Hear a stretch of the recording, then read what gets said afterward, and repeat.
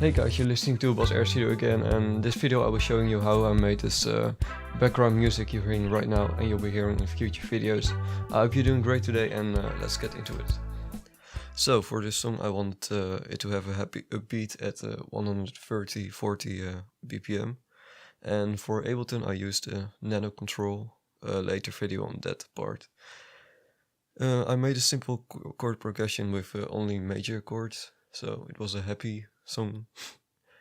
And I'm using my AM53 Ibanez for all guitar parts.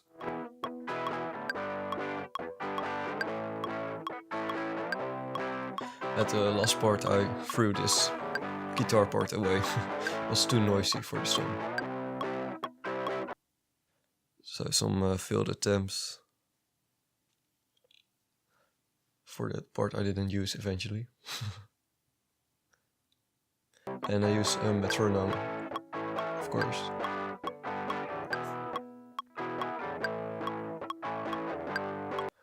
I was happy with this part, so I copied it and looped it, so it was seamless.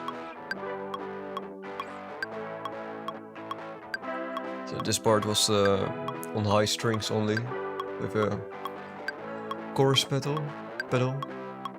It's a mower chorus pedal with those settings. And it's the final song, where you can hear there's no electric guitar with overdrive.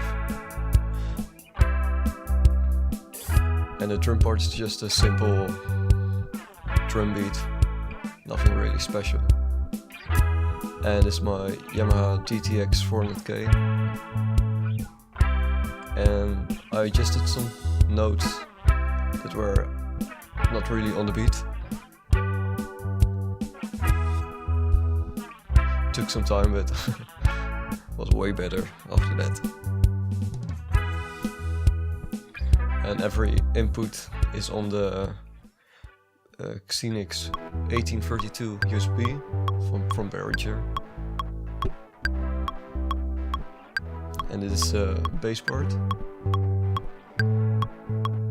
The second note from every note I play is just to fill the electric guitar. Speed up a little bit.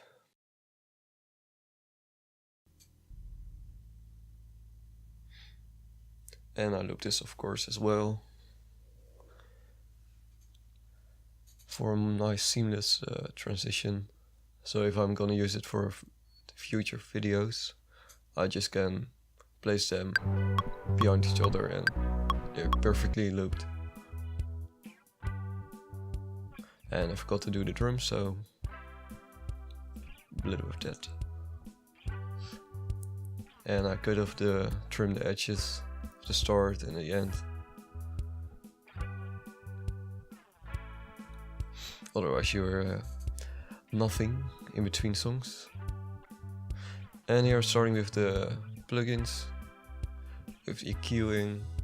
I have two plugins for EQ, a curve EQ for visual, so you can see where the frequencies are within the instruments, and TDR Nova is for adjusting with a simple EQ8. I'll show you within a few seconds. And all plugins are for free, so that's nice. I will link them below in the description. So this is from Guitar 2. I boosted around 2.5K, so I complemented the other instruments, and I put a low and high pass filter on it. There you can see, speak it around that frequency.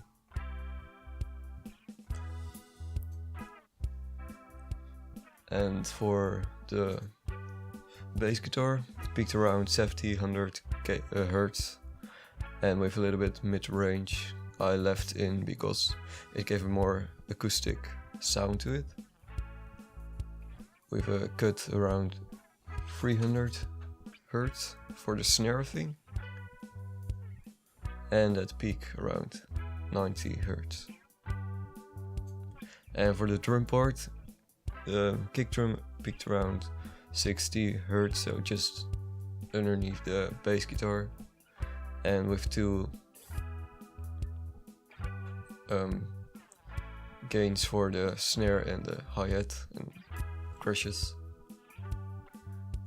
And the guitar is just in between that no frequency range of the drums. And for the compression, I didn't use compression on the bass, but for the guitar it was just to make those peaks less pop. And for the drums I use compression to make the kick drum more snappier, and of course less loud. It was distorted as well. So thanks for watching. I hope you learned something, and share and subscribe if you enjoyed.